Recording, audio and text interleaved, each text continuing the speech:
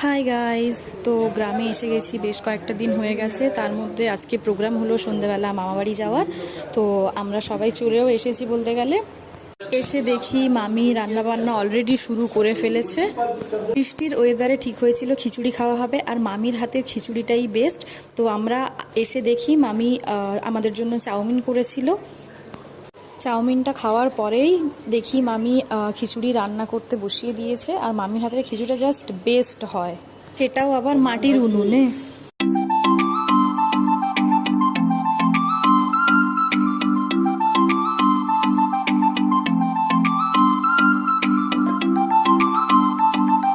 মামাবাড়ি আসার সময় রাস্তার পাশের দোকানে একটা জিনিস চোখে পড়েছিল, সেটাকেও ছাড়িয়ে নিয়ে এসেছিলাম সঙ্গে।